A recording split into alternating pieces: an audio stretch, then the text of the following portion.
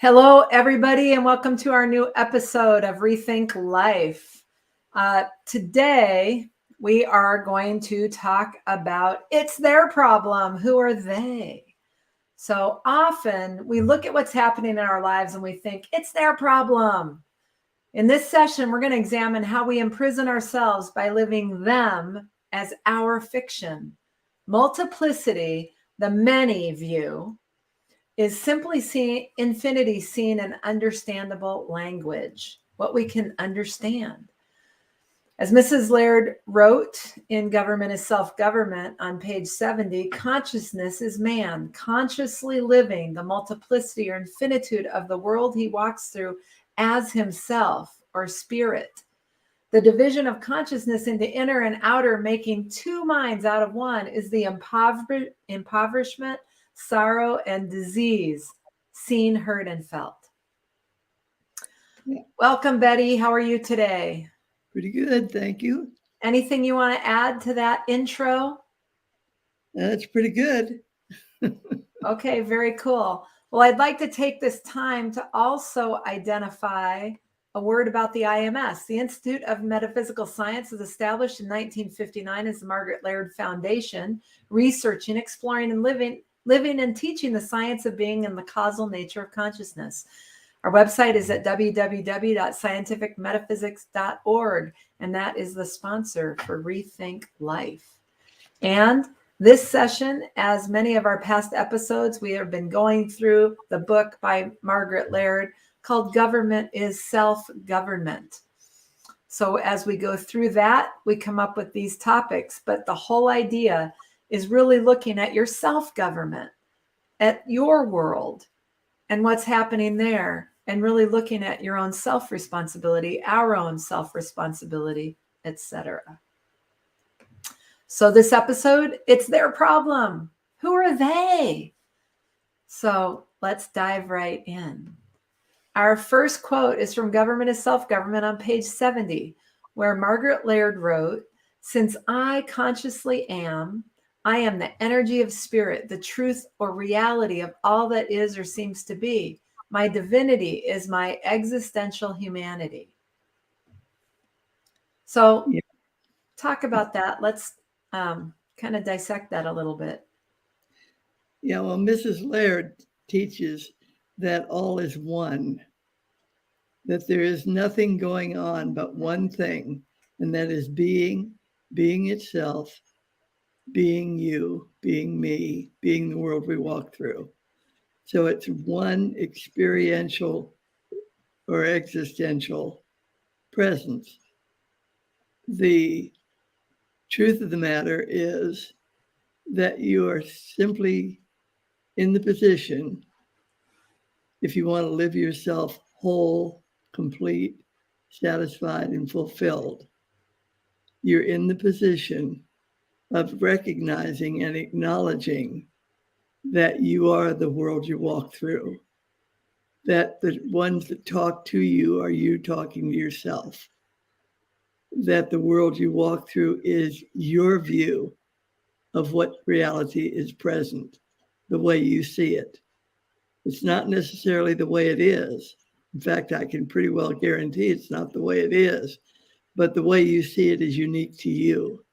So you are living a unique world of your own, including everything there is. So when she says responsibility is self-responsibility, she meant exactly that. Yeah, and key to all of it is this whole notion that all of us have stuff coming up in our lives. I have this coming up. Everybody has it coming up. Where stuff happens and you think, oh, it's their, God, why can't they behave themselves? Why can't they, all of that, right? And that's the stuff we want to address. It's their problem. It's not my problem. It's their problem. I'm fine. And that's making a duality. It's having something over there impacting you, impacting your world. So why is that a problem when we're sitting here looking at science? Well, it doesn't have to be a problem that we're sitting here looking at science, but the difficulty is that I really want to live it as wonderful and happy and joyous and free, that's fine. That's my living. But I don't want to live it when it's unhappy and unpopular and painful and uncomfortable and all of that. That's really not me at all, is it? But who else is it? Who is seeing that, saying that, feeling that? So it's easier, are you saying it's easier for us to blame over there than to own that which is unhappy and doesn't fit our pictures? Of course. When it's joyous and free and wonderful, that's me. But when it's miserable and lacking and sick, oh, for heaven's sakes, why don't they get over themselves? Who are they? Who are the they? Yeah. And so what is that when we're caught up in that, what's the downfall of that perspective or that point of view, if I can call it that, of our world, pointing over there at them and saying, well, that's their thing. It had nothing to do with me. Mm-hmm. What's the downfall or the trap of that?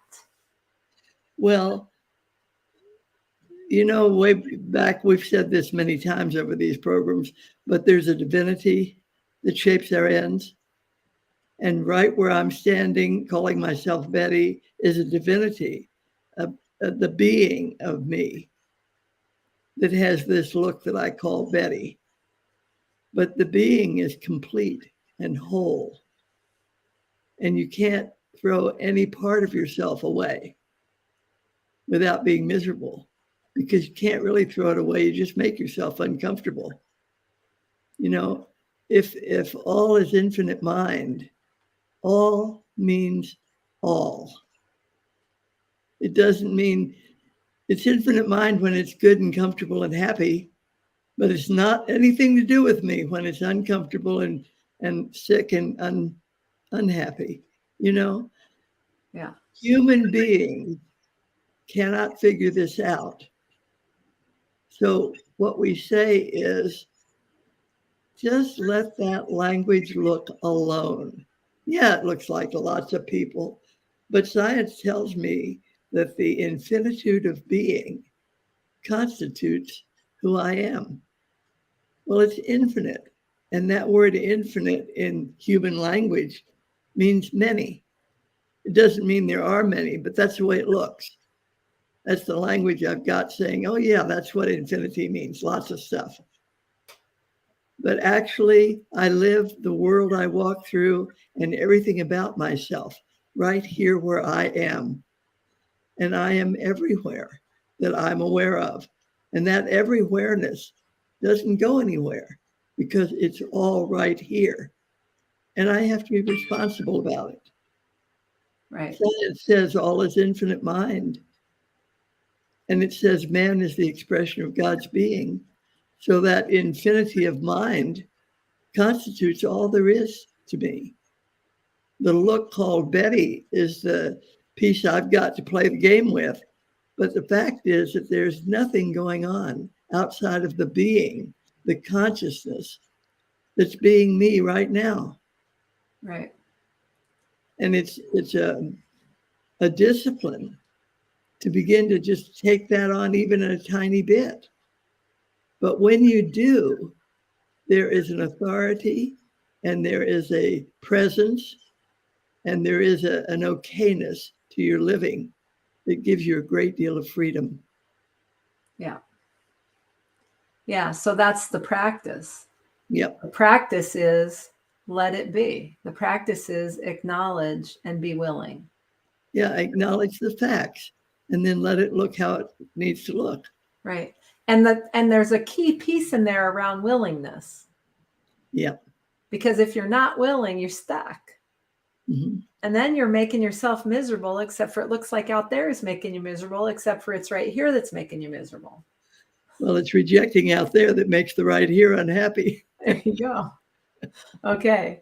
So then we go to Science and Health on page 174, where Mary Baker Eddy said and wrote, "The kingdom of heaven is the reign of divine science. It is a mental state."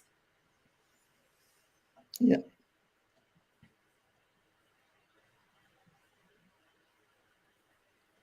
You waiting for me to say something on that? I'm waiting for your brilliance to just kind of say, and this is how that relates to this other thing, and we're all good.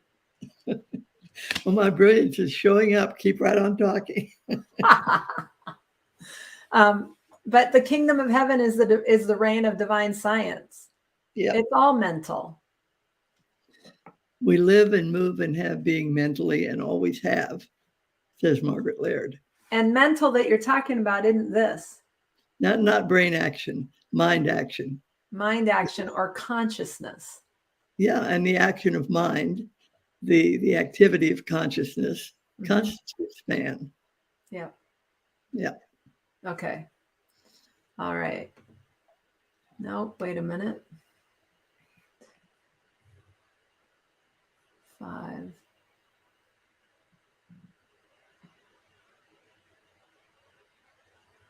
Do you have a quote from The Mind is the Athlete?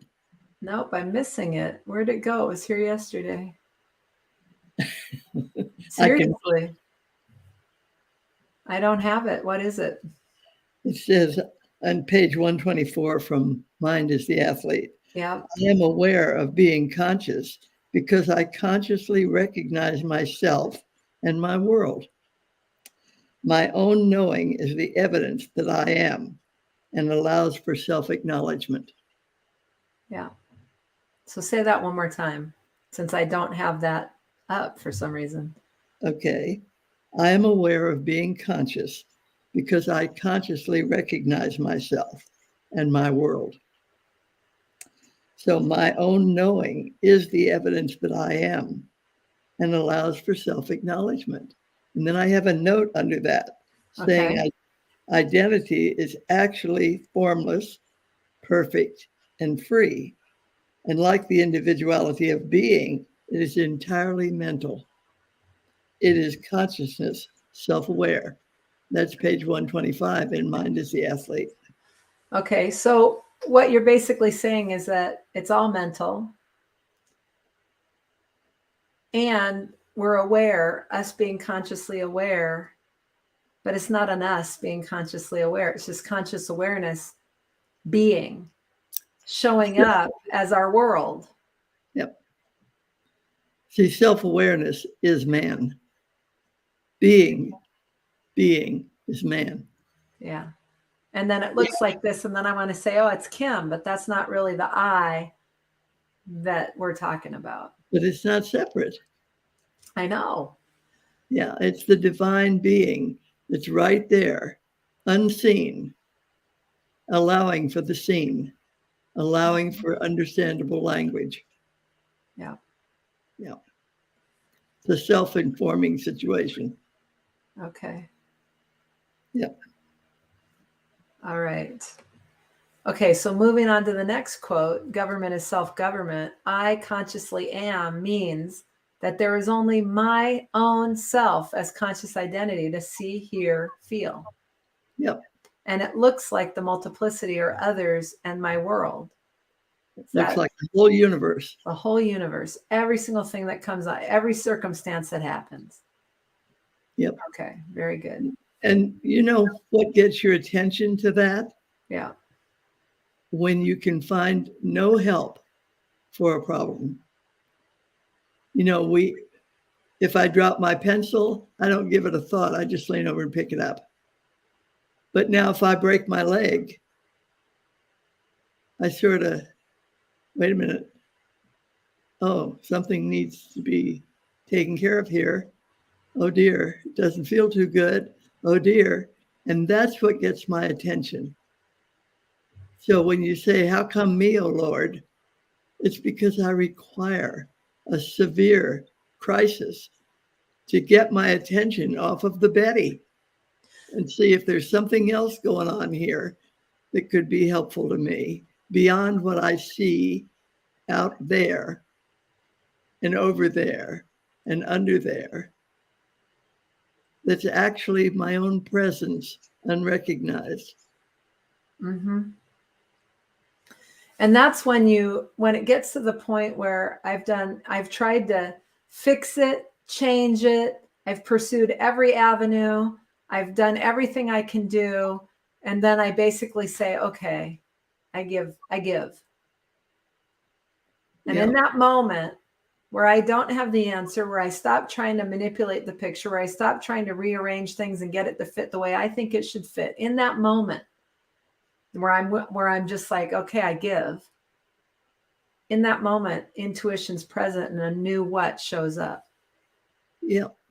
And almost every time in my life when I hit that point, absolutely that's what happens. Yeah, that is the way that it looks in human living. You know, when you stop relying on the Betty or the Kim, and you recognize that there is something else, there's another power right there where you are, but not available to Kim and Betty. Right. When you give it up, when I give up on Betty, that power that's present steps right in. Yeah. Because and that looks like, it can look like miracles. It can look like intuitive, like I see things I just didn't even see before, even though likely they were right there. I just didn't see it. Yeah. And you begin, when you're a student of metaphysical science, you begin to see that there is a divinity present. And it kicks in when Betty quiets down. And you begin to listen for that, because you know by now, I should know by now, all these experiences I've had and so on. Right. But when Betty quiets down, there is this presence that does know the answer, that knows the next step to take, that knows the next thing to say or do or have. Right. Absolutely runs the show called Betty. But when Betty gets in charge, you would never know that. So she has to get quiet for that to occur. Right. Okay. And the thing about this is I talk about Betty all the time, but just look at yourself. You know, you meet somebody and they say, "Oh, you're Betty. Oh, I know you." And then you stop and just give that a thought for a minute. Do they know you? Not at all. If they memorize Betty, do they know you? No way. Nobody knows you but you. Because there's something there, there's no way for them to see, feel, hear, taste, or touch that's unique to you. But there's no one out there. That's right. So it's a self-knowing, but it's never going to come from out there. It's going to come from I am all. Right. Right. Okay. And then Science and Health on page 166, Mary Baker Eddy said, this action of divine energy, even if not acknowledged, has come to be seen as diffusing richest blessings. Yep. So say that differently. Well, it's almost like a repeat of there's a divinity that shapes our ends. Right. I don't have to say that for that to be true. Right. Betty doesn't have to suddenly have a divine inspiration for that to be true. Right. It is already a fact of being, and I never have to know it or see it or believe it. It's there anyway, running the show. Yeah. There is a fact, a truth, a divine presence that has no way to be interfered with. That's always present, whole, perfect, complete, all the time, 100%. Yep. And that's what's present for every individual. If you show up calling yourself James, Harry, or Henry, whatever you call yourself, there is a divinity present, or there wouldn't be a human look. Right. Whether you acknowledge it or not. That's right. It's there. The acknowledgement can provide more experience of freedom. Would you say that, or maybe not? It can, but it can shift who you are behaving as in your human living. Yeah. When the recognition of something divine is going on, you don't mind putting Betty on hold. Right. Okay. Now we've got a question from Michelle. And her question is, what is the subconscious mind? Well, I'm not a psychologist, so I'm not sure I can give you any kind of a definitive answer. But I know that there are philosophies and teachings that consider the possibility that the two-legged animal, the one I call Betty, could have an inspired moment. And science would say that may be the way it looks. But it is always the divine being, it's being you, showing up. And you can call it anything you want, but it doesn't reside in the thing called Betty. Okay. And it is present for everyone. Right. Okay. So in mind is the athlete, and thank you for that comment, and keep them coming. Keep the questions coming. It was a great question. Inside mind is the athlete on page 126, you wrote consciousness or being never ceases to be. Yeah. So it's always, always, always the next what? And identity showing up in language it's just always, always, always occurring. Mm-hmm. Yeah. Yep. So it's each moment, each moment, each moment. Yeah. And I have said many times that it's present whether you see it or not. But the truth of the matter is it's present and you may not recognize it. Mm-hmm. But it always has identifying language. Mm-hmm. And you might not like it. Yeah, there's no guarantee that you'll like any of it. And it doesn't give you a chance to vote. Right. And that's the whole thing that brings up chocolate choose. Explain that. The way life comes at you, you think you have a choice. Is it A or is it B? But life really comes at you B. And then you're like, I don't want to. I don't want that. That's not what I choose. And it doesn't matter, right? And so there's freedom in choosing and being willing to allow it to be what it is. And in the moment of it, since it's always constant creation, allowing it to be with no resistance and no judgment and all that allows it to just go right on. And the next what shows up. Yes, and in what you were just saying, I could see that you can say, I'm willing, but you got to be willing for 5 more minutes. Well, you've got to know that anything you say after that word but tells us all the unwillingness that's present in your willingness. Right. Very good. All right, we're moving into the final quote set. And this is from Government is Self-Government. Margaret Laird wrote, thinking is mind manifestation and the existence of the functional things constituting your world. Yeah, just think of that. So thinking is an action of the God idea. Nothing that sits in a chair can think. A practitioner told me that when I was just a kid, and I've never forgotten it. Because the thinking that's present is divine.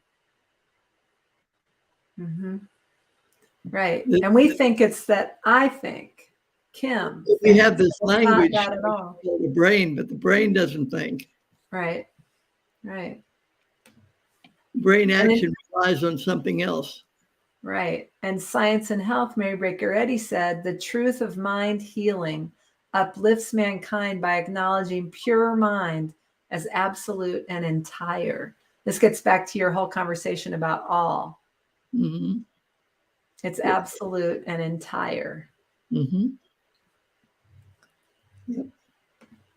And in mind as the athlete, you say identity is the direct, immediate presencing of consciousness, the only cause. Mm-hmm. See, without action, consciousness would have no way to know that it was conscious. It's the action of mind, of life, of truth, of love, of consciousness. Right. It's the action that is man. Yeah. Yeah. It's action. And I said, without action, consciousness has no self-recognition, no way of knowing itself. All form is a view of a non-visible, self-identifying reality. Right. Noise. And William Blake said about this idea of one all, in your own bosom you bear heaven and earth and all you behold. Mm-hmm. And then again, Mrs. Laird said in Gov't on page 7475, she said, what you think you want has no existence apart from you. Your own self-fulfilling divinity, I consciously am, has no unsupplied wants. This is the law of love. Yeah, isn't that a good quote? It's a great quote. And one of the things that brings up, for me is this whole